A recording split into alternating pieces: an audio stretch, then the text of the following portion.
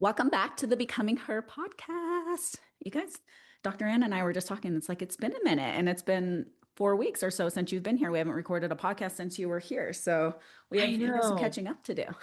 Feels like forever. I know. It's just holidays, though. Holidays are so chaotic, I feel like. And I get so excited for them. And then in the thick of them, I'm so ready for them to be done. Just get back to normal routine. But I'm such a fall, like once fall, like October, I'm like holiday mode. And then by the time, like around this time, I'm like, okay, I'm ready for some normalcy again because I feel like everything just starts to get so chaotic. So the December question, are you ready for Christmas yet? Here, yeah, we are. But here's the thing. We don't do Christmas as we used to do Christmas. We don't do a ton of gifts. We don't do any of that. We do a trip for Jace every year. That's Oh, his Christmas present. And he loves that so much more yeah. than some sort of like, I don't even want to say toy because he's, 14. He doesn't play with toys anymore. Right. But he just enjoys that so much more than any sort of quote unquote like physical gift that he could get. So he's been loving cruises. We've introduced him. Well, we were looking at cruises when you were here, just different options. Mhm. And oh my gosh, it's a haven for kids. He loves it. And it was so funny because the last cruise we went on, I mean, he's 14 now, so he's older, but it was such a weird feeling because he met some kids on the cruise and they have, kids clubs and they have the older kids clubs for like, the teenagers and whatnot.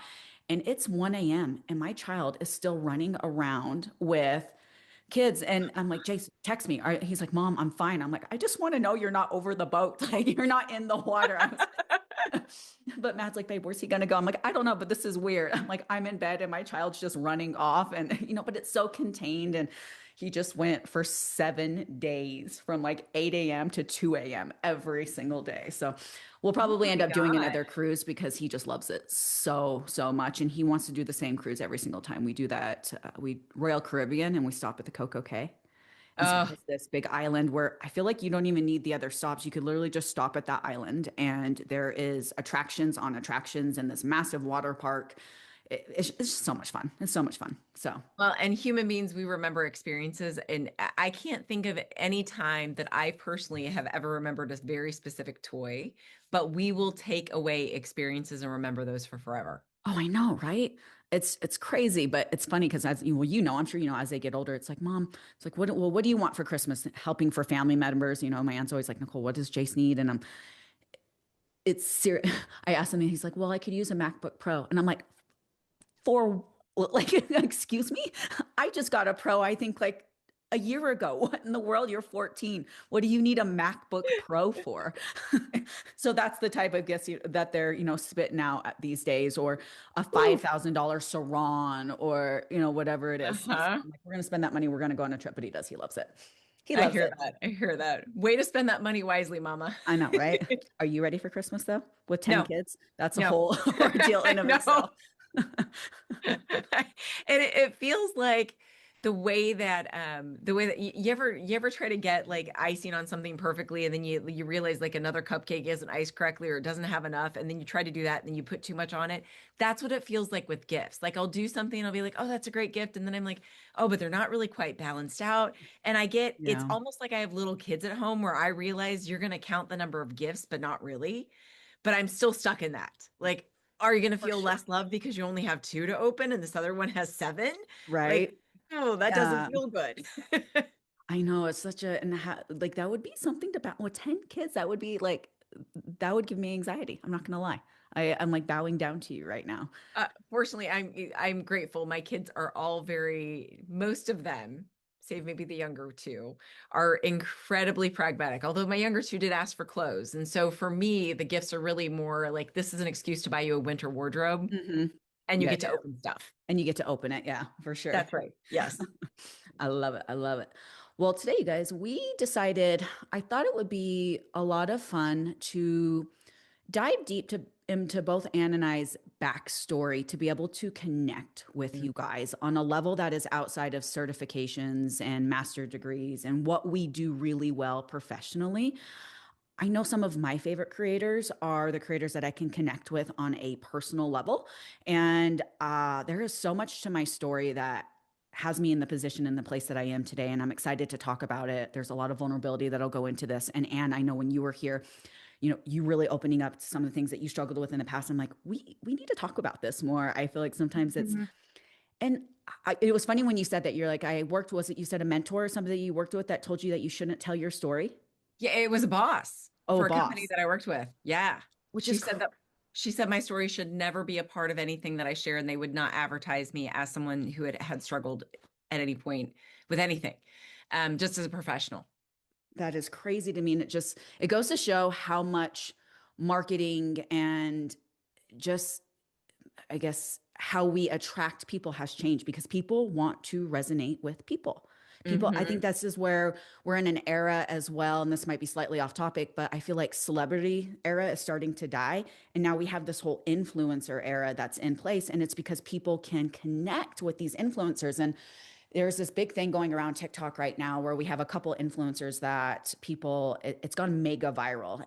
There's a couple beauty influencers. I won't say their names if anybody, I'm sure people who, are on TikTok know who they are, especially with our audience. But one in particular posted a video and she has millions and millions and millions of followers. And she's like, I'm not quite sure. I don't know if TikTok's putting me in jail. And she basically just came on and said, my videos are only getting for somebody with millions of followers, 30,000 views. And I don't understand what's going on. I took a week off, but I get overwhelmed, I get stressed. And I thousands and thousands and thousands of people in our comments stitching and whatnot of like, we can't relate to you anymore. You started this to, show us your skill set when it comes to makeup and products that you love and how you do these things.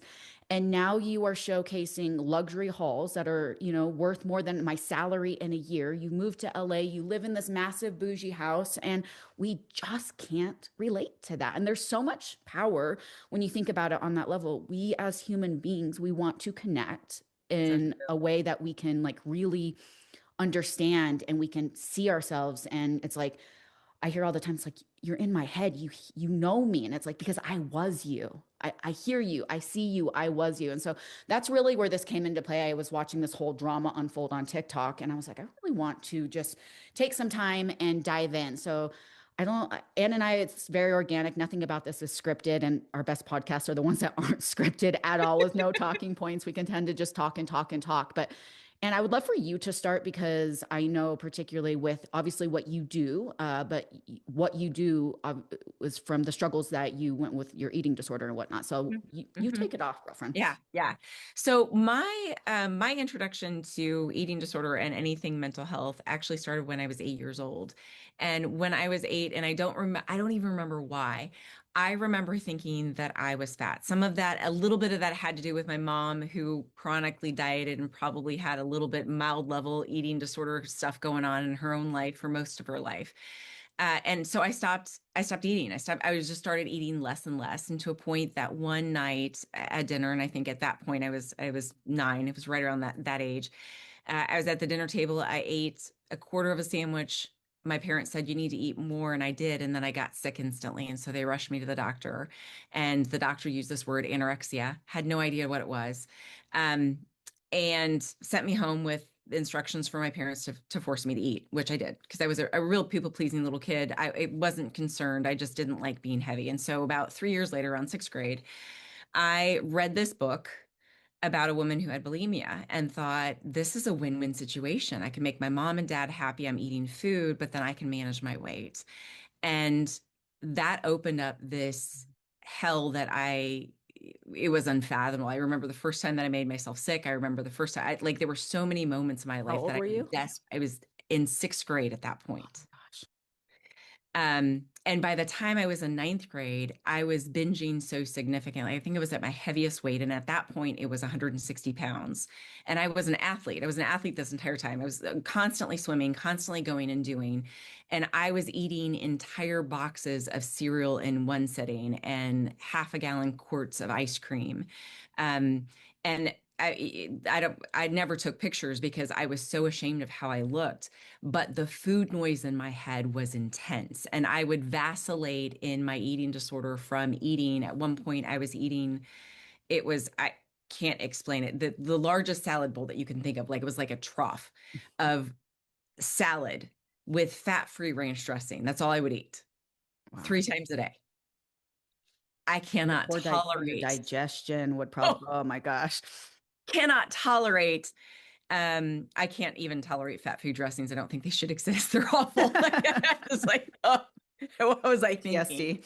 Um, but I would vacillate from that to eating 10,000 to sometimes 20,000 calories of food in one sitting, and then go back to the grocery store for more. At one point, it got so bad. And this is just embarrassing and humbling to share, but it would have been cheaper for me to have a heroin addiction. So that at one point I was actually stealing food from the grocery store because I had a habit that I could not afford. I was binging and purging 10 times a day, taking lots of over-the-counter stuff to manage my like to try to suppress my appetite, to try to get rid of food. And I was still swimming this whole time. I was like breaking records. I was singing. And so I had this like secret life where I was shoplifting and stealing money and just all to get food. And then on the outside, I had amazing grades. I was winning awards in art and in music because I got noticed when I achieved. Um, and then I was breaking records in swimming. Have no idea how, but I just kept going. Um, and meanwhile, I was crumbling internally. I didn't want to live. I didn't want, my brother had died, my grandmother had died, my sister had this psychotic break, and all of this actually pushed me into the counseling realm because I wound up being a peer facilitator. But I was living out in my mind a Jerry Springer show, and I was just hopeful constantly that I wouldn't wake up.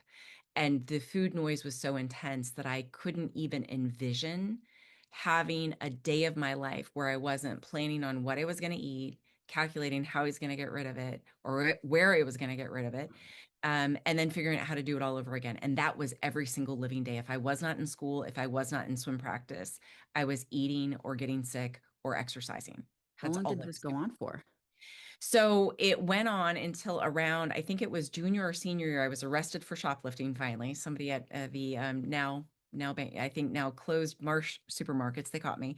I was hauled into jail for a weekend for shoplifting foods. I remember what I was caught with as well. Oh I my remember gosh. down it because it was really embarrassing. It was very humbling to realize and have to admit that I got an attorney. It was a family friend. They I think I got off really easily. Um, but everything in my life really shifted, and I went off and went to college, and I muddled through life and tried to figure this out, and was in psychology to try to figure it out, and got my master's degree. And somewhere along that journey, what happened is that I realized that it was pretty miserable to stay in that cycle. And so I just went into heavy diet mode. So it was like this, I went from heavy set eating disorder to a point where I was like in residential care and did IOPs and got shipped off and did stuff. And then I just went into chronic yo-yo diets, and I tried everything on the market. I tried everything out there to try to make myself thinner. That was all my focus. And there were some moments that I did really, really great. I got rid of sugar, I got rid of bread, I got rid of, like, give me something I would get rid of to meet a goal. I'd meet the goal and I'd cycle back through them. I'd fall off the wagon, so to speak, and then I'd cycle back through that. And so as I had my children, what happened is that more of my focus shifted to my children. I wound up in a very abusive relationship that was really damaging to me. But the therapist at the time that I had said, you pick someone else to beat up on you because you got tired of beating up on yourself. Ooh. And that was the last appointment I had with her. And it wasn't that I was mad at her, it was that I knew she was right and I didn't know how to fix it. Oh, that just made the hair on my arm stand up. Yeah. And it all the while, I on the outside am this image of this, as a therapist at the time, as a loving mom, um, doing all these like great things with my kids and managing food better than I had ever managed it, which was still not necessarily stellar, but it wasn't as disordered as what I'd lived most of my life, and had got to a place that I think that I was really stable. And I wound up getting out of that marriage. And then I met my husband, who is a wonderful man and just very gracious, and very patient. And we have had our journey together, and gotten closer in our marriage and worked on some of our own demons and our own trauma. Um, and that brought me to your program by the time I was postmenopausal because I had been doing all the things that I had done for a really long time. And it wasn't dieting anymore. It wasn't. I was eating what I wanted to eat. I was doing cardio. I was like kind of enjoying life. And thought I'd kind of like nailed stuff. And I was working, I specialize in eating disorder, working with eating disorders with other people. Felt really good about my journey and where I was, but getting really frustrated because I couldn't get to a different place. And when I would show up and I talk to somebody about a different place, they would kind of challenge me and go, "Well, is that eating disorder?" And that's kind of what I kept hearing was like, "There's something wrong with you if you want something different with your body, and because you have this history, you shouldn't be doing it."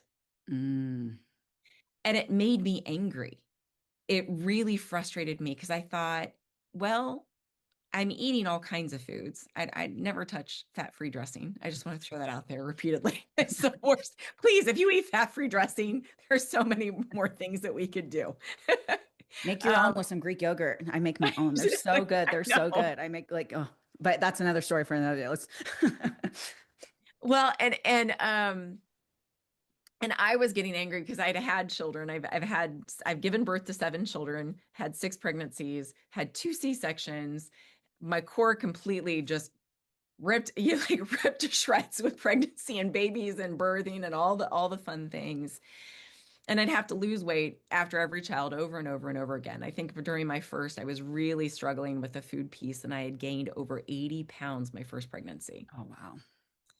And I stopped getting on the scale at the OB's office around 200 pounds. I didn't want to see it go past 199. And so I just stopped. Mm. And so, I lost that weight and kept losing. I've lost hundreds of pounds in my life, hundreds of pounds. And when I came to your program, I think the thing that was really bothering the most is I had done all these things to help myself manage my weight, eat food, act kind of normal with food, and I didn't have all this food noise anymore. And I loved the fact that I didn't have this intense amount of food noise. But I was really frustrated because there was no program out there that wasn't a diet Hmm. Yep. that I could sink into for any sense of direction as all of my hormones shift and all the rules shifted for me in menopause. And I mean all the rules, like all the cardio that I'd done, which I had loved doing and gotten to a place where I was no longer compulsively exercising. I mean, I was exercising at one point in my life. I'd go to swim practice for 2 hours. I'd start my morning with an hour workout and I'd end my day with an hour jog. Damn. Your body had to have just between that and the binging and the purging, your body, dude, your body. It was a hot mess. And and so I wanted a direction that wasn't a diet. And it was really funny. The first coach I had, and then the second coach I had was a little bit more gracious with me. But the first coach I had was really challenging me on some stuff. And I'm like, I'm not giving up desserts. Not going to happen. I won't give up my damn cardio. Not going to happen. Like there were all these absolute I'm not doing. And the one thing that I was challenged on was eating more. And it really drove me bananas. It really was challenging for me because I thought I eat pretty well. I know that like my calories are within a good range for my weight and for my frame. How dare you tell me to eat more? Don't you understand what I like how hard I fought to get here? And now you're telling me I have to gain weight? What are you doing? Um, and I guess the long end of that story and the short end of the story is that I'm now eating more than I ever have and older, obviously, than I ever was. Um, She's jacked, you guys. I don't know if you saw the videos when she was here, but girlfriend's jacked. and I am incredibly fit and can do pull-ups and all kinds of really fun stuff. And I think what is really neat about it is that I went from a place of, I think there was a part of it staying on the cardio bandwagon. There's an absolute, I would say 90% of it I really did genuinely enjoy. I rode bike and I go out in the countryside and I love being out in the countryside and just seeing everything that God created, this great, wonderful earth.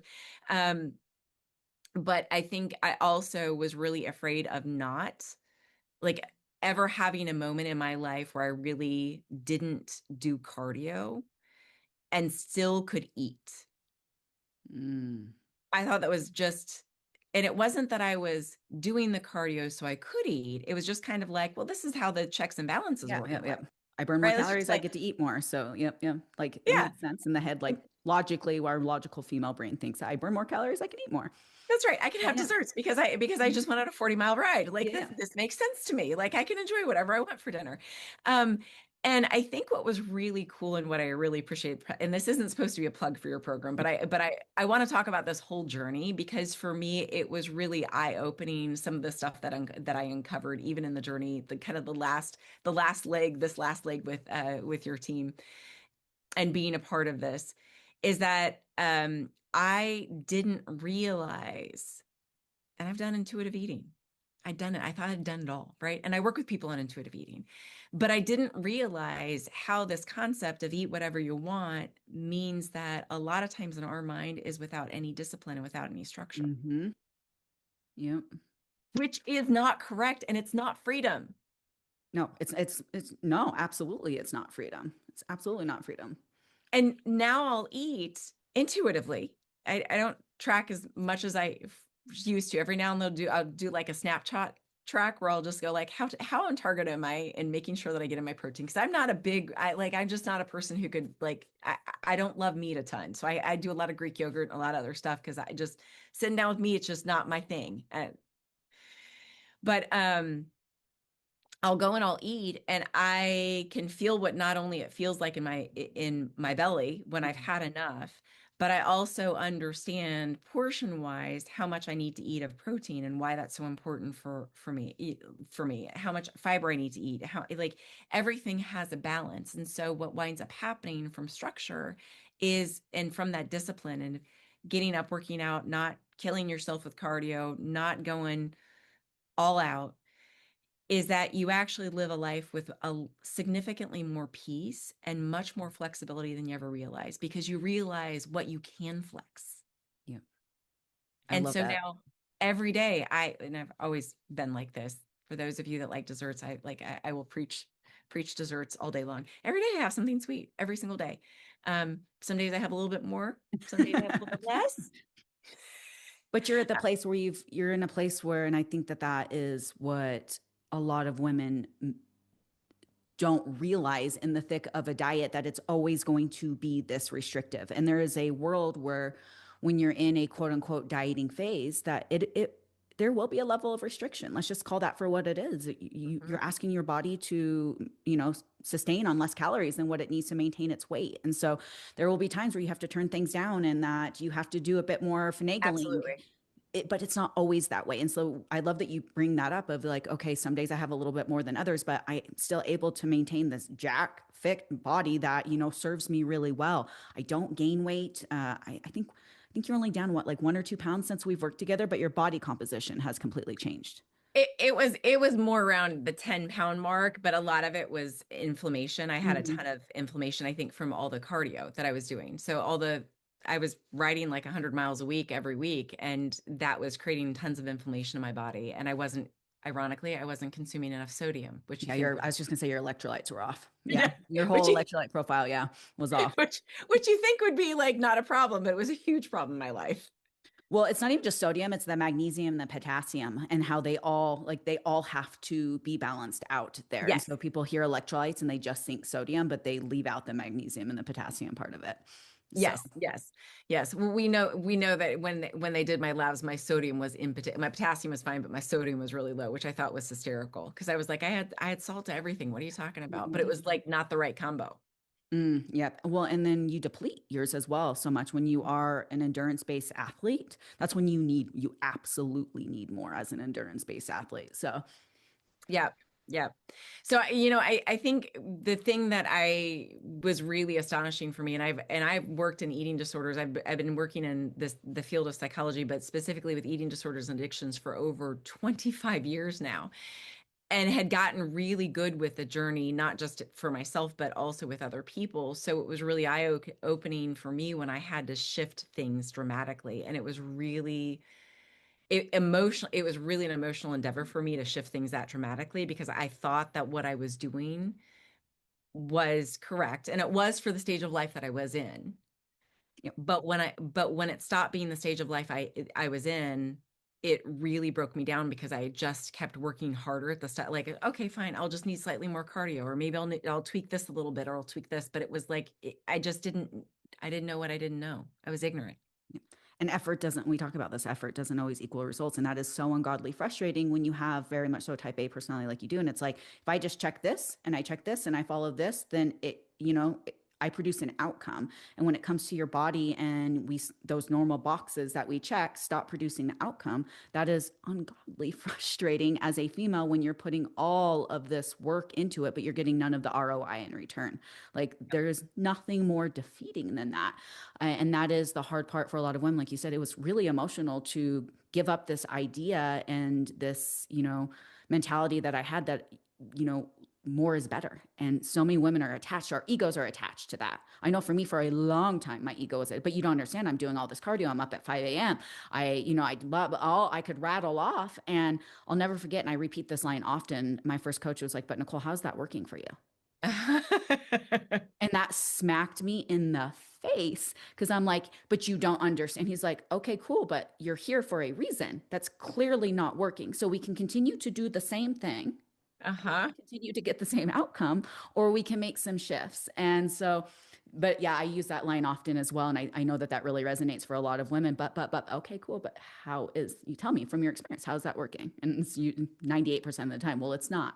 Okay, so let's admit and acknowledge the fact that this isn't working, and the definition of insanity is doing the same thing over and over again, expecting a different outcome. So but I Yeah. love that you brought that up, and you're just in a place now, the autonomy that you have is truly, and I'm sure you can speak to this as well, and what I just want for every single female, because I know for so Oh, many women, food consumes their every, and anybody, if anybody can say that, I've been there, you can, consumes their yeah. every waking thought and action. And so to live a life where, and I ask women this all the time, it's how much mental bandwidth would you take back if food did not run the show for you?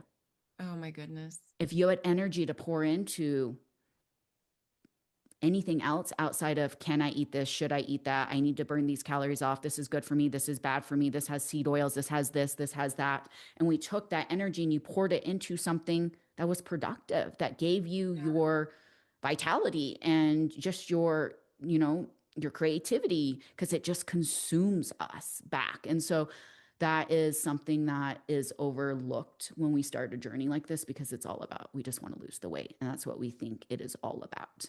And how, and I want to point out that it is one of the reasons why I'm so incredibly passionate about the work that I do with people, the work that the team does with people is I remember in the thick of my illness how isolating, how lonely I felt, and how much shame I felt about just what existed in my head. And the Mhm. hopelessness around the food noise, oh my goodness. I couldn't even remotely consider the potential that I would not have chronic lifelong food noise. Mm. Food, body, hated my body, hated and loved food, right? Like there was no peace anywhere.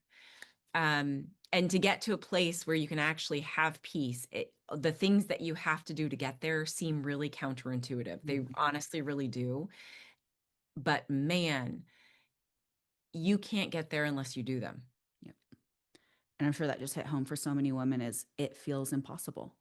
There's no possible way I could achieve that. And I hear that often is, and this is that you're not special, where I lean into that. And I mean that with all the love, but I promise you, you are not the only one that this doesn't work for. But when you're in the thick of it, you can't see the forest for the trees kind of thing. And you're just like, but you don't, I've tried everything. Like this doesn't work. And it's like, no, you've tried everything that in a different wrapping with a different shiny package that produces the same outcome of restriction, guilt, and just this whole vicious cycle that continues to play itself out. And so I love that you brought that up too, is because I know so many women feel that deeply. It's like, it's impossible. It just feels so out of reach, so overwhelming. And it's that whole, how do you eat an elephant one bite at a time?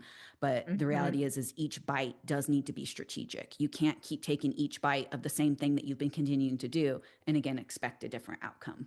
Yep. So that is my journey. And Nicole, I know that you have also had an amazing journey, and Mm. I would love to hear kind of your start, even in this, even how food played a role in your own life. And where that began initially for you.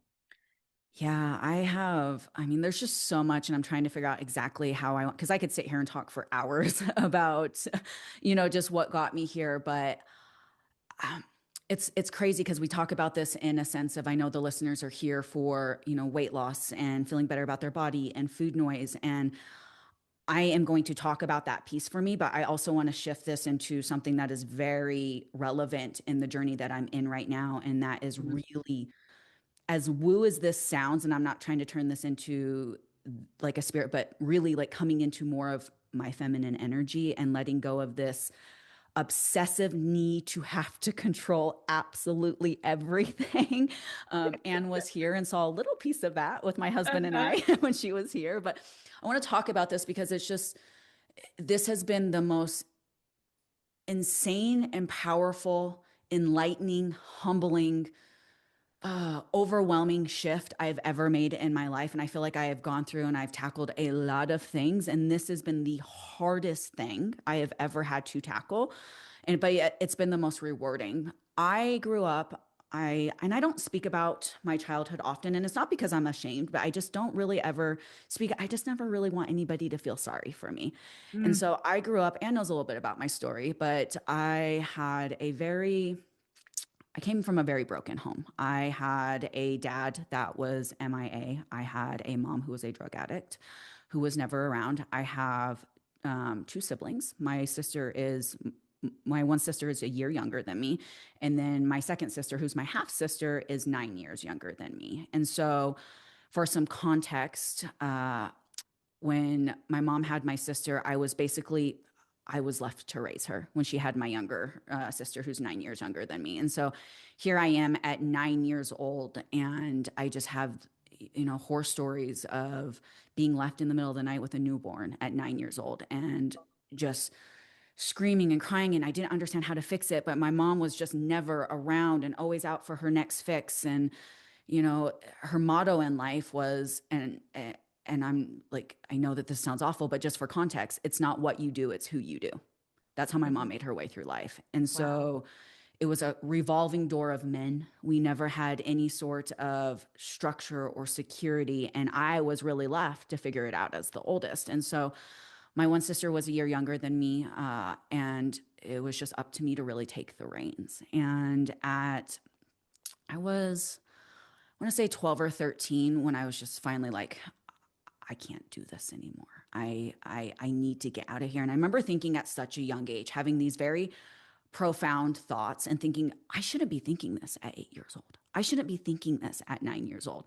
But I remember thinking so many times, when I have kids, my child's never going to have to go through this. They're never going to feel this way. They're never going to think this. Went through these traumatic, we were robbed at gunpoint at one point.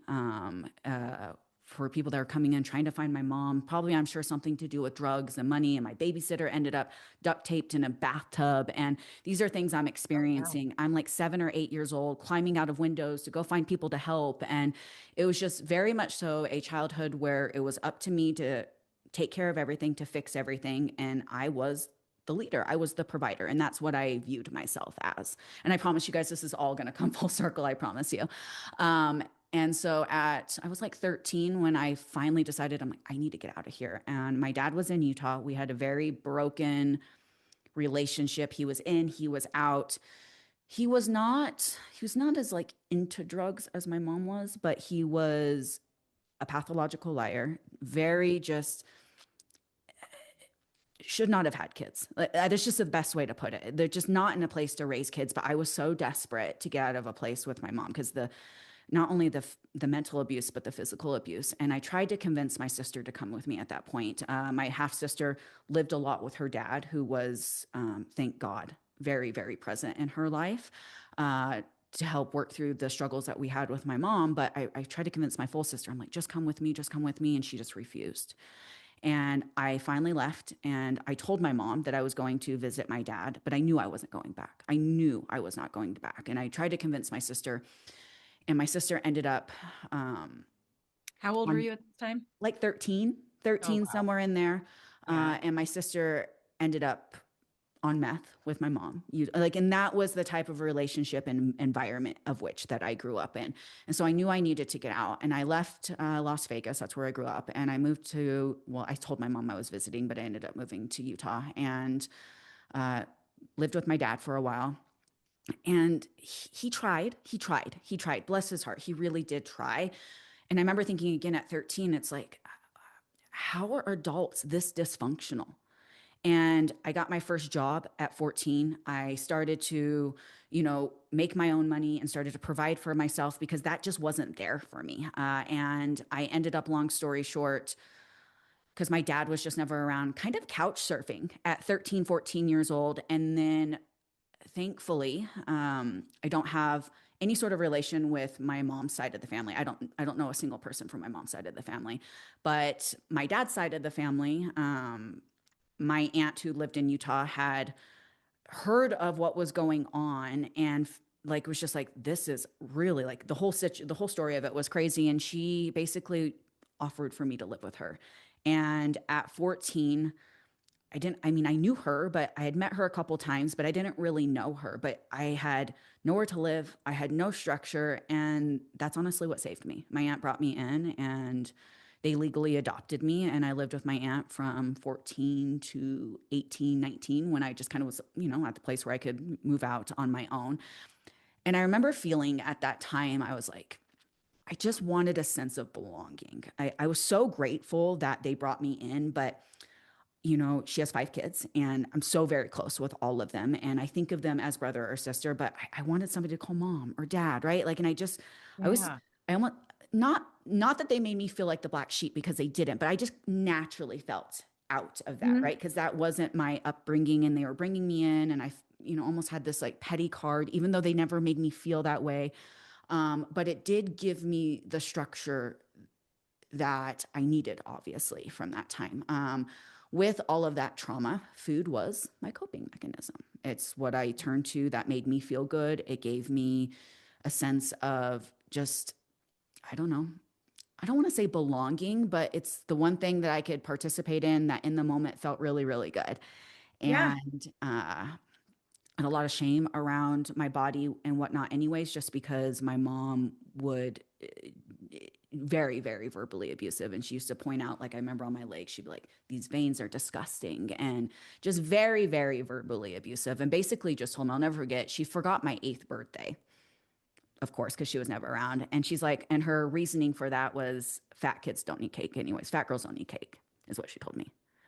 And so there's just a lot of trauma around my body to begin with. And Absolutely. so that obviously led to, I mean, I was 18, 19, 20 years old, 200 plus pounds.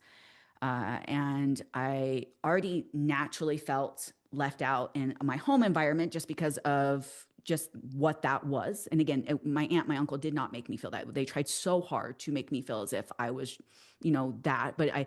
And then kids are brutal, they're mean, and I'm overweight, and, the names. And I had no sense of belonging at all whatsoever. And I got my first job at 14. I started as a busser, worked my way up to, I always say work my way up to, but I was a waitress. I made, really great money. I worked in this little small town cafe. And that's really where I started to find, like I loved people. I loved interaction. I knew that at that point, it's like, I can make good money. I can clearly take care of myself. And I started to really just develop this whole sense of just, I am the who, what, when, where, why. I am the everything. It is up to me to provide. It is up to me to do all of these things. And so had that job from like 14 to 19. And then they closed the business. They closed the restaurant and I was devastated because that was just my whole world. It was my whole world. And I ended up getting a job. I ended up going to hair school because that's what I thought I wanted to do. Fun Mhm. fact, I'm a beauty school dropout. Thought I wanted to do hair. It was a total girl. But I realize now looking back as all these pieces come into play, I obsessed over hair and makeup because that was the one thing that I had because I couldn't buy clothes. Nothing fit me. I liked shoes because I didn't have a hard time buying shoes. I liked bags, right? So I had all these like obsessions with things, but it was because they weren't my limitations. I could make my hair look cute. I could make my makeup look cute. And so I thought that like that just naturally meant I wanted to go to hair school. And so I did hair school. I also did that in between. So I would work all day, found a job at a hotel or resort. I started as concierge and I would work all day and then I would go to night school for hair school. And I, at that point, ended up just had a very awful relationship with myself, an awful relationship with just food and coping mechanisms, and ended up getting pregnant from, it was my best friend, it was her brother, who it was, he was kind of married, kind of not, in the middle of a separation. I ended up getting pregnant. He had already at that point 4 kids, and I just had PTSD. I'm like, I will not do this to, like, I'm like, I have this baby and I cannot give him a life. And I just remember telling myself, like, I just remember having these thoughts, there's just no way I can provide for him. And I had so much trauma from my childhood and not wanting to repeat those patterns. And I'll never forget, my mom called me. I was like 6 months pregnant, and I had decided that I was going to give him up for adoption. And I mean, it was the hardest decision I ever, like, I was just going back and forth. I wasn't, like, I told myself, but then I would have days where I'm like, nope, and I went back and forth with this idea. And I'll never forget my mom. She's like, we didn't talk a lot, but she's my mom. And I tried so hard to cultivate this relationship. I just Yeah. kept trying. Yes. And like, it was like the straw that broke the camel's back. And I'm just sobbing. And I didn't know what to do. And she's like, I'll never forget, Nicole, what do you think? A child's like a dog. You're just going to pass it around. And she had the audacity to tell me, she's like, give him to me. I'll raise him. And I'm like, yeah, mom, because you did such a great job with me. That is what I'm going to do, is I am going to hand my child over to you. Wow. And it was a lot. It was a lot. It was a lot. And thankfully, again, I had my aunt in the picture who supported this decision. Didn't judge, but really so. And she helped me find a family that just, oh my God, amazing. Just the most loving. I get chills thinking about it, but just grateful and supportive. And I'll never forget the day I had him. I had this idea that I only have one day with him, like in the hospital, the 1 or 2 days that he's going to stay with me, right? Like, I wanted to keep him. I wanted to spend that time because that's the only time I had. And that was probably not the right decision, because obviously you bond, and they came to get him. And I just, oh my God, uh, I, I can't even, I'm trying to put into words. I don't even know if I can even describe, like, the heart wrenching, just like they took him and I just collapsed. I couldn't breathe. I just was like, I can't do this. And thankfully at that point, my aunt's like, come move back home for a little bit, Nicole, you need support. And so I still went through, like, I knew internally, but like, it's like, he was with me. It was the hardest thing. Um, and I remember researching for a little. I'm like, can I undo this? Because we did a private adoption. Can I undo this? And my aunt was like, Nicole, just give it some time. She knew it was the best. And like, looking back now, it was the best decision I made. It was the best decision I made. And I would not take that back. But it was the hardest decision I've ever made in my Mhm. entire life, because I just, I was not prepared to have my child raised in an environment that, and I knew I would have been a better mom than what my mom was, but I really didn't have like a great job. I was working 2 jobs. He would have been raised in daycare. I just was like, I was not prepared to be a mom. And I knew that. And so I ended up giving him up for adoption. And I spent years at that point just in a lot of self pity, a lot of hurt, a lot of anger. Um, I met my first husband in that duration. And I had just, at that point, after I had him, I knew I needed something to keep my mind off of it. And that's when my weight loss journey started. Mm. I remember my last Wow. appointment, I was kind of like you. When I went and I got on the scale, I was, gosh, 9 months pregnant, and I weighed in at like 268 pounds. I I knew something had to change. I had no idea where to start. And so that became my hyper obsession. And I'm going to lose weight.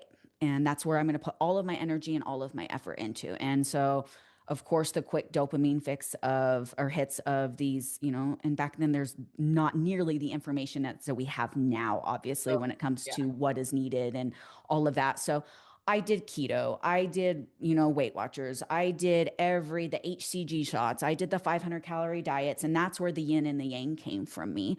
But I was hyper fixated on it, and that's what I put all of my energy and all of my effort into. I didn't and should have seen some sort of therapist to work through. I knew in my head I was 50 shades of effed up, right? But I like logically I knew that, but I couldn't think of anything. I'm like in my head in the moment, it was like if I could lose the weight and feel better about myself, everything will change. Yes. And Yes. that's where my head was at. And so I met my first husband. I worked at a resort. I worked my way up. So I started as a concierge at a resort in Park City. Ended up finding or moving to a resort in Midway, and I worked my way up the corporate ladder. I started as concierge, moved into head concierge, moved into conference services, moved into senior director or senior conference services manager, moved into director of conference services. I was at my hotel job that I had for almost 15 years, and really within that time frame just had this mentality again of it's on me, right? Like I make the money, I make the decisions, I drive the boat, and that played a massive role in my first marriage. So I was married, and bless his soul, a, an amazing man. He did not deserve what I put that. He did not deserve that, and hurt people hurt people. That's what all I can say. And I just had so much resentment towards myself and anxiety towards myself, but also towards him. But I fueled that, right? Because all I wanted was for somebody for once to take care of me, but I felt the need to have to take care and do the things. And I, I dragged this out because he's older than me. And I was always attracted to older men. And I was attracted to older men because I felt like they could give me the security and the safety that I never had. Yes. And so he was 12 years older than me, and I wanted him deep down inside to take care of me, but I was too egotistical and I didn't know how to let I could never even let that show. And so we had this like power struggle. And he had some periods where he was in and out of jobs. And then it was just up to me. Here we go again. Nicole takes care of everything. And so I was the quote unquote breadwinner in the household. I made the decisions. I wore the pants. I was that person. And I loved him. I loved him, but I wasn't in love with him, if that Yeah. makes sense. And I kept dragging the relationship on because I was scared to let it go. And he didn't deserve that. He did not deserve that version of me. I look back and I that's just one of those things. It's like you can forgive, but you can't forget, right? Like I understand the position, the place I was in was not healthy, but it's still something I really struggle with. And so we ended up getting divorced. At this point, I had my son, and we had Jace, and Jace was, we got divorced in like 2015. So Jace was almost 4. And during when we got divorced the first time, and this is so long winded, you guys, I promise you I'm going to bring this all full circle, but we got divorced the first time, and I was on my own like on my own. So I was a single mom. I was in the thick of my weight loss journey, and that was what I was pouring all of my energy and all of my effort into. But I was in this binge yo place, and we were divorced for I don't know 7, 8 months. I started seeing a counselor, working on myself, and he came back around. And at that point, I I was scared. I was alone, and he was there again, and I remember telling myself, "Nicole, are you doing this for comfort, or are you doing this because like I had Jason, it was hard for him." There's a lot of things that went into that. So we ended up getting back together. And in that time frame where I was starting to work on myself, my need to lose weight because I had support and help at that time became hyper obsessive. And that was like the only validation I had. Like nothing else made me feel good but losing weight. And our relationship was good for a little bit, but I had just not I guess, what's the word? The mental capacity, I was just so immature. I was so immature. Everything was about me. He was trying so hard to make this relationship work, and I couldn't think of anything of except for how my body looked and how I could feel better about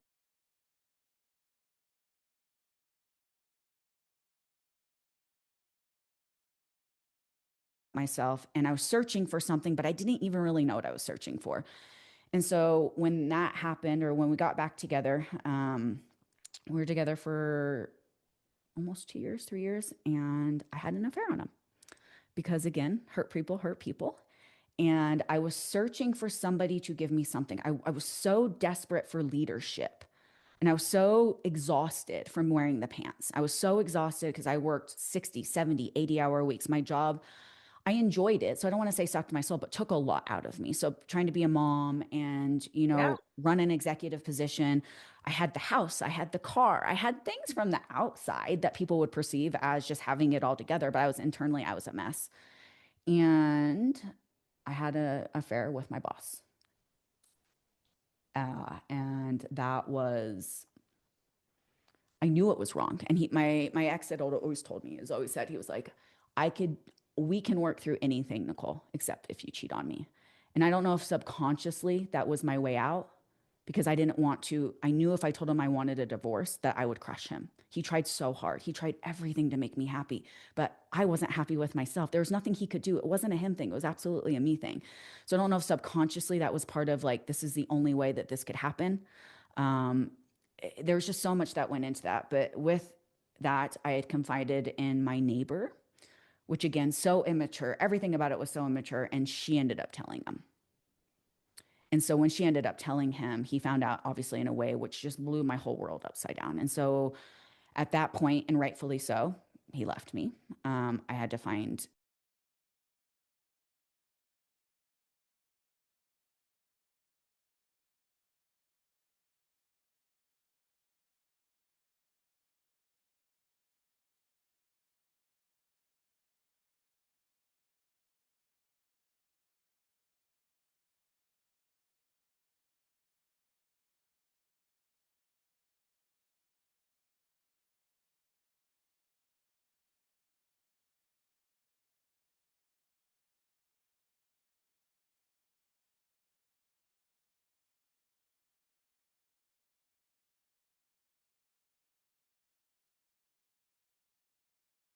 in a condo, an apartment, and I was on my own again. I was on my own.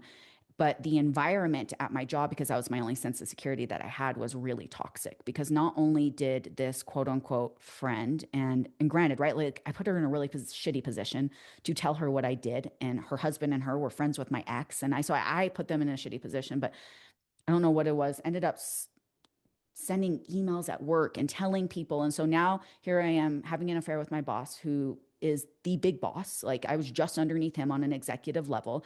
And we're getting mass emails going out from, an anonymous person talking about this affair. So it cultivated this really awful Oh, girl. environment at my job. Yeah. That was my only sense of security though, too. Cause right. Like now I'm a single mom. I'm having to like, pay rent and all of these things. And so that's what led me to starting my business.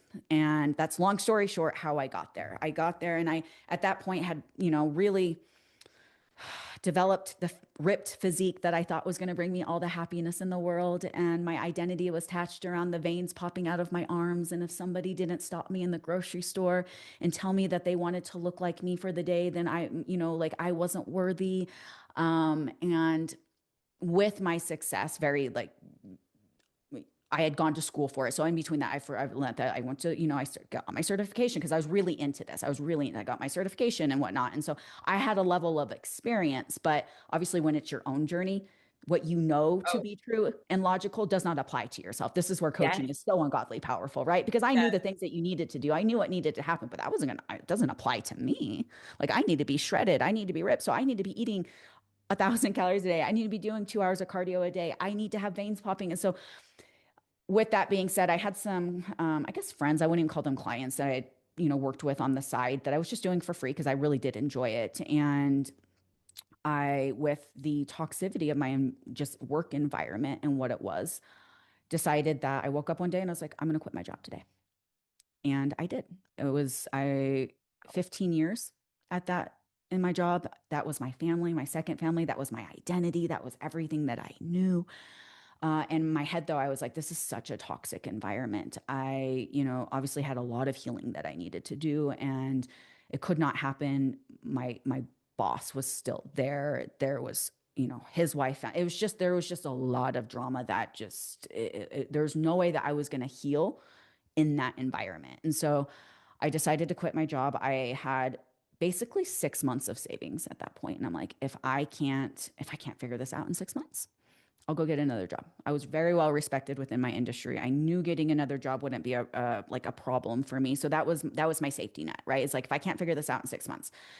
And so I had some success building out my business. I wore all the hats for a long time, and I attracted the type of clientele that I was. I attracted the person that was unworthy, that all they wanted to do was be ripped, all they wanted to do was be shredded. And that's the type of clientele that I attracted.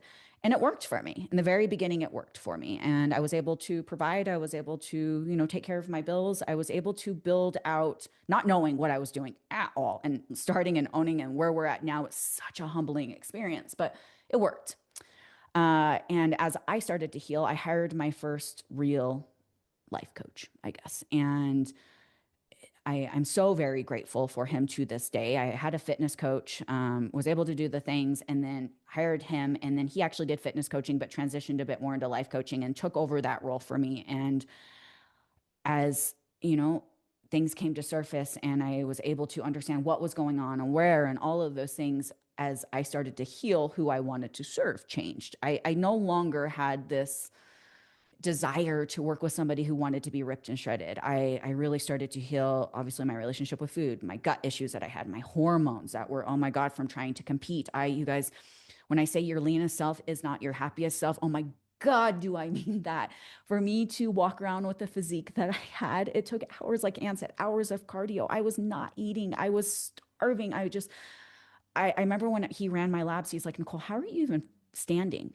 Like, I had no hormones. And he's like, and I'm like, I'm fine. What are you talking? I'm fine. And he's like, you're not fine. I'm like, I'm fine. I'm totally fine.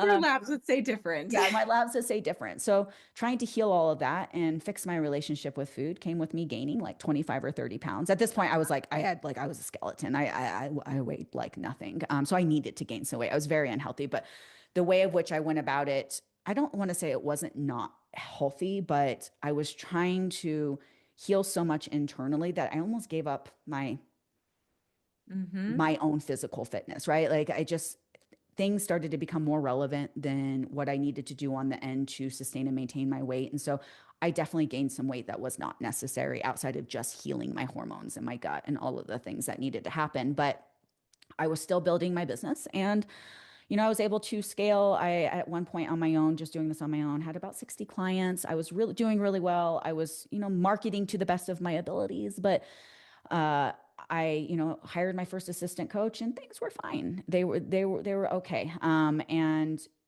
with all of that, is when I met my current husband now. I met Matt, and I was just in a place where I was cruising.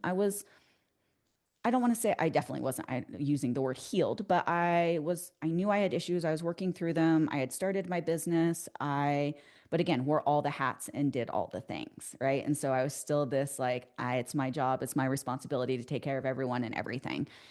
And then we insert, what was it, 2023. And I had a video on TikTok that blew up, and it completely changed the trajectory of my business. I, it's one of those that everybody, you think of a business and it becoming super successful. And I don't want to say it was overnight, because at this point I had been doing this for 2 years. Like, I was sustaining, I was maintaining, I had hired an assistant coach, right? And we were doing our thing, but you just don't know what you don't know. And this blew my business up. I just, the amount of inquiries and leads that I was getting, and I didn't even have a chance to sit back and say, is this what I want? I Mm. don't know if this is what I want. In the moment, it felt good, right? Because I'm boss babe. Like, that was my identity. My car even said, when I turned my car on, it said, welcome, boss babe. That's what I programmed it to say. Wow. I was boss babe. And so I was feeling the one thing that I was good at, which was providing and taking care, right? And so when my business blew up, I was excited. I was like, oh, I'm starting to see the success that people talk about. And I was able to continue to capitalize on that. And at that point, I realized who I wanted to serve. I knew that, right? I knew the impact that we could make. I knew, but it went from very much so a two-man show, like me, my assistant coach, to at one point having 10 coaches underneath me. And just chaos. Chaos is the best way to put it. Just, it was unhealthy. I had no life outside of just leads, bringing in more business. That's all I could focus on because I went from basically really only needing to provide for me to needing to provide for 10 coaches. I was running payrolls, six-figure payrolls a month. Mm-hmm. And that kind of pressure that happens and came almost overnight. It's crazy. It's crazy. And I didn't have a chance to, it's like one of those, I don't want to say fake it till you make it, but when it comes to the business side of it, it was fake it till I had no idea how to build out structure or systems, how to pay coaches, how to do these things. And it got to the place where my anxiety was crippling. I couldn't function. I couldn't operate. I couldn't, like, I was, like, I was miserable and I knew something had to change. And at that point, I decided to let go of, and this was a really hard decision. So the part that I left out was my first fitness coach that transitioned into my life coach also somewhat was like, hey, Nicole, let's go into business together. He built a seven-figure business organically, not together, but he's like, I'm starting this basically consulting Yeah. and you pay me off of profits and, it would behoove me to help build your business. And I thought that that was going to give me everything that I needed. And it just didn't pan out that way. And the business got set up in a way that was so ungodly unhealthy. It was not sustainable. I had roped coaches in that, I couldn't necessarily continue to provide for. I mean, a lot of coaches have a hard time building out a business for just themselves. I was trying to filter and keep clients in for 10 coaches. Yeah. 10 coaches. And so his idea of scaling was to attract, to lower my price point and just rely on volume. And at that point, I'm like, I can't keep operating. I'm like, Nick, I can't, like, I shouldn't have said, but I can't keep going at this pace. I'm burnt. I'm burnt out. And so I made the really hard call to let him go and then bring in the current mentorship that I have right now. But I had to restructure my whole business, which meant I had to let coaches go. I had to find ways to make it so it could actually continue. I'm like, if I don't restructure it now, there's going to be no business. I knew that I still wanted to create an impact, but I was so knee deep. I had built this monster at this point that had like 18 heads, and I didn't even know where to start. Uh, like, I still say this to this day, but it's like decisions Nicole has to make as a business owner is not decisions Nicole would ever want to make personally. Yeah. I cared and Ann and I have talked about some of this. There's just been so much emotion that goes into me and like sleepless nights and just anxiety, crippling anxiety again, as I had to basically restructure my whole business, let coaches go, try to find a way that I could actually make this sustainable. And so with that being said, I've had my peaks and I've had my valleys, but with my current and where I'm going at now and where really my journey has shifted is that I feel so grateful that I'm in a place that I've made the proper shifts and changes, and I've never been more aligned with what we offer as a team. And, like things like bringing Ann in, there's not a lot of, I guess, fitness coaches or teams out there that have, somebody with a PhD and master's when it comes to, relationship with food and what we offer that is just macros and training. We truly are the holistic picture and we do the hormone piece of it and we do the, the relationship and the mental piece of it. And what we do is amazing, amazing. And the community and the coaches that I have, I'm so ungodly grateful. But that has also come with this crippling, again, still, I don't want to say anxiety because I've restructured, well, yes, anxiety. I've restructured things to where it's more manageable, but I have found myself just flat out exhausted. Mm-hmm. Exhausted. I have found myself, I got to a place with my business. It's like, even though I kept saying it's just right around the corner. With this change, then I'm going to find peace. And I've been searching for this peace and this just that wasn't there. It wasn't there. And in the back side of this, you see my husband who just watches me have these overwhelming anxiety attacks when I can't breathe. And I stop breathing for like a minute at a time and just snot and sobber or like sobbing and just watching me go through this. And then with our relationship dynamic, we very much so had this inverted dynamic of I was Mm-hmm. calling the shots, I was wearing the pants again, and it was rotting my marriage from the inside out. So we decided to hire and work with if you're listening to this and you want his name's David Leah. I found him on TikTok and that was the most transformative or has been one of the most transformative things for not just me personally, but my relationship in of itself. And what I have been searching for this whole time is as females, we're hardwired to want security, right? Like we need security. Yes. That's how we We thrive when we feel secure. I needed security.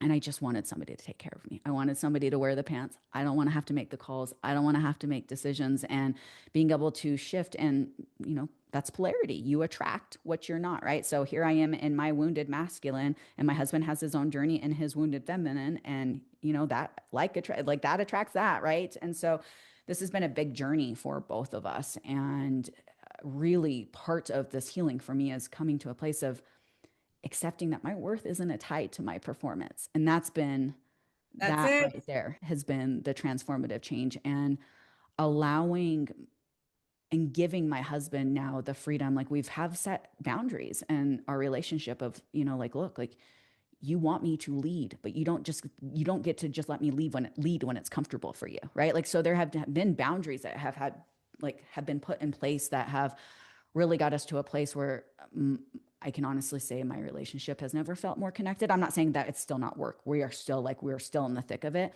Yeah. But it's crazy to me. It's like my whole life I was searching for something, and I thought it would come from my body. I thought it would come from looks. I thought it would come from money. I thought it like seven-figure business. I thought it would come from all of these things. And at the end of the day, all I want to do is be provided for and feel secure and putts around my house and just be like free. Like what I really want is the simplest of things, but yet I thought I needed from all of these external things that I was chasing. And so that's where we're at. And that's, I I'm so grateful for everything that has brought me to this point. But like Anne said, you think it's the one thing, when it comes to your body. And that's where I just, if you pull and you're still listening to this from any of this, your need for acceptance with yourself is only going to come when you get radically honest with what you really need.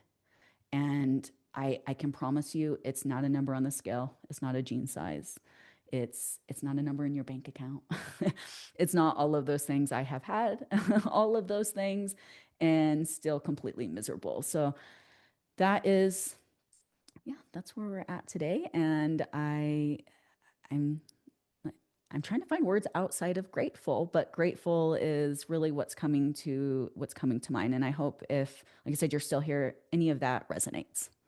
Well, and Nicole, I really want to point out something that I think was really powerful that you were talking about. That kind of is this thread that goes through not just your story, but the stories that I hear so often in my office and the women that I work with and the line of work that I do, is that we all come into this world, and no matter how amazing our families are or how awful our families are, we wind up getting trauma, we wind up getting wounded, we wind up having unmet needs. Yeah.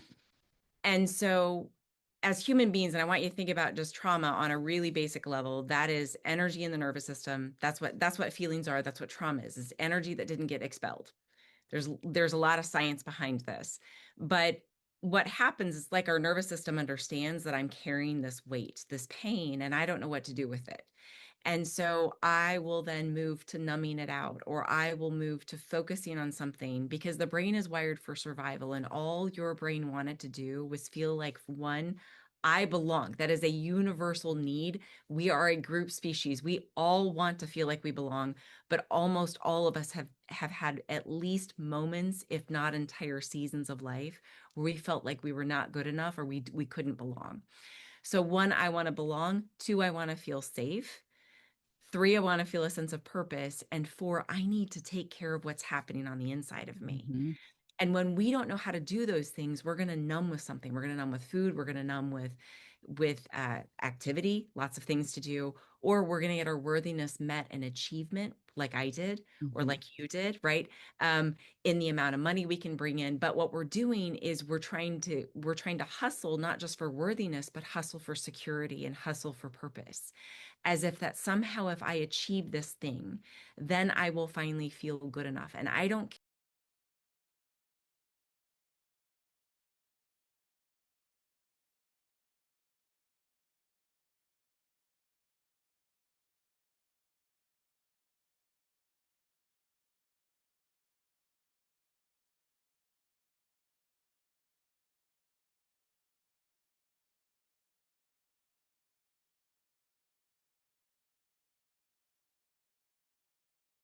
And what is so beautiful about the journey that you have talked about is that a lot of the wounds that you have were attachment related wounds that kind of like this full circle that gets made, right? That in the end, you unpacking the baggage, the fear, that's what control is about. It's about fear, living in a constant state of fear. I have to control either how much I'm doing with exercise, what I'm doing with food, or how much money I'm bringing in, or I have to control everything that's occurring and how it's occurring.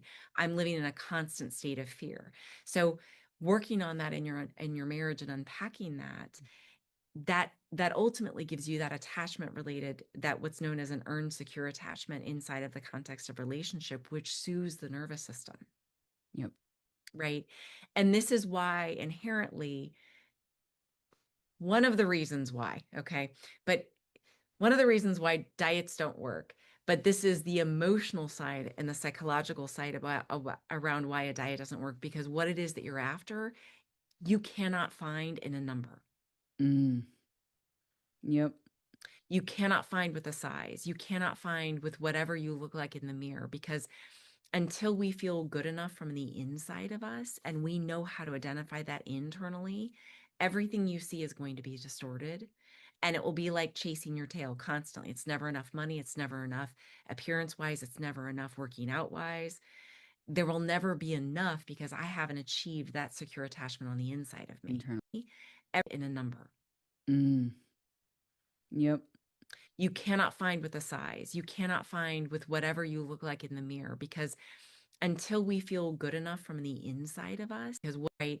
And this is why inherently, one of the reasons why, okay, but one of the reasons why diets don't work, but this is the emotional side and the psychological side around why a diet doesn't work, because what it is that you're after, you cannot find in a number. Mm. Yep. You cannot find with a size. You cannot find with whatever you look like in the mirror, because until we feel good enough from the inside of us and we know how to identify that internally, everything you see is going to be distorted. And it will be like chasing your tail constantly. It's never enough money. It's never enough appearance wise. It's never enough working out wise. There will never be enough because I haven't achieved that secure attachment on the inside of me. Internally. Yep. There's some, and you just nailed it, so much unhealed childhood trauma that I really needed to work through. And if anyone's not familiar with it, when I worked with David and Anne, I know you're really familiar, but parts work was Mm-hmm. really, really impactful. And if you're not familiar with parts work, it's basically just understanding these parts of you. You have yourself, that is you at your core, and then you have parts that are there inherently to keep you safe, or at Yes. least they think, right? So your nervous system, they're there to keep you safe. And so I had a lot of parts coming out. And the thing for parts work for me too, that was so powerful, is I had parts I was so ashamed to admit, parts that I would never vocalize. Like I was so like I just shove them under the rug. I'm like, somebody shouldn't feel that way.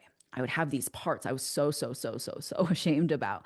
But when I pulled those parts out and I extracted why they're there, and I could come in and I'd be like, okay, where is this part? Like, why is this part coming out? Like, what is it trying to tell me? And they're there just to do that, is to try and keep you safe. And so finally to a place within my marriage with, my husband right now, and we have both done our inner work. I had parts that were telling me for the longest time, and this has been the biggest hurdle for me with this work, is that he doesn't really want to take care of me. Mm. And so that was Mm-hmm. because I've never had anybody want to take care of me. And that's been the biggest part for me. And this part was so freaking stubborn of, my husband's like, Nicole, surrender. Let me do this. I got you. This is my responsibility. Let me take care of this. Stop. And it would just cause this like riffraff. And like this part was like, he doesn't really want to do this. Nobody's ever wanted to take care of you. You don't deserve it. Like this is the part that keep me safe. And then if you give him control, then now you are at the disadvantage, right? Like you are the one that is susceptible if something were to happen. Yes. And so that for me was the most impactful piece of it, is understanding these parts, but not just the parts themselves, but why they're there. Like, what are they trying to keep you safe from? Like, Mm-hmm. where is this internal work, or not this internal, but where is this internal dialogue coming from? So if you are still listening to this, I would highly encourage you, if this is something that has resonated at all, to do, what's his name? Richard, he writes the book. I mean, Do you know what it's called? The The internal family systems. IFS. I am Yeah. awful with the author's name on that Oh one, gosh. or the originator's name on that.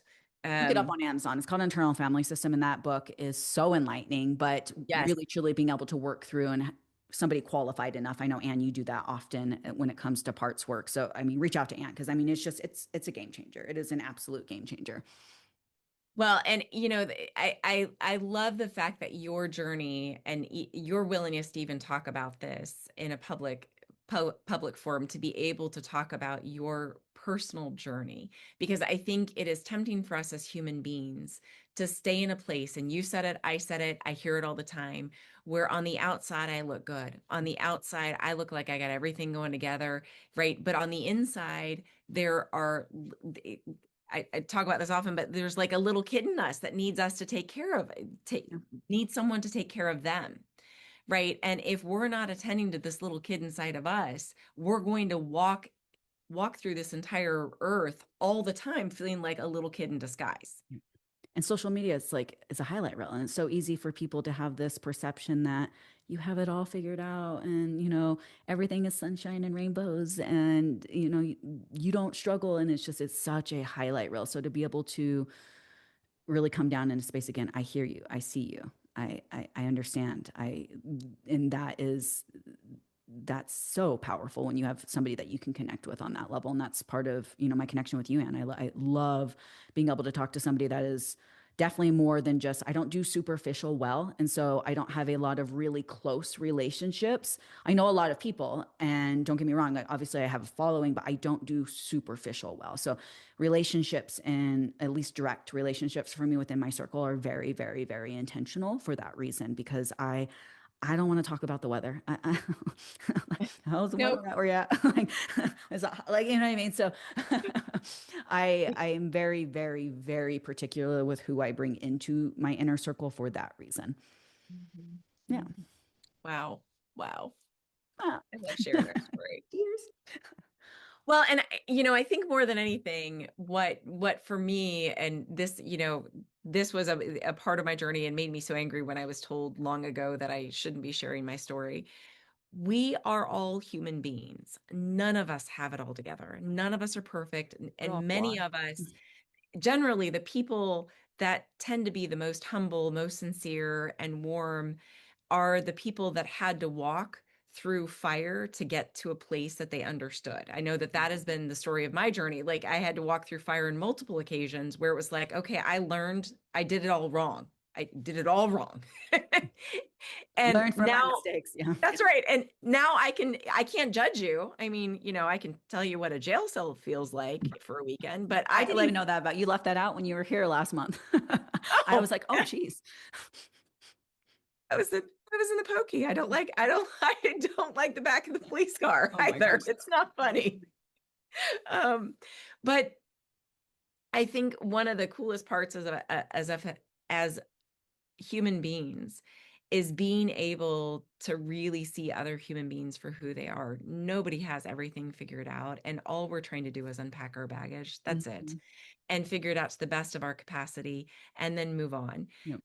And I love listening to people who have done it wrong, because those people, in being humble about it, and in sharing, I did it all wrong and this is what I learned, Hmm. they have so much insight and wisdom to give us about what the journey taught them. Yep.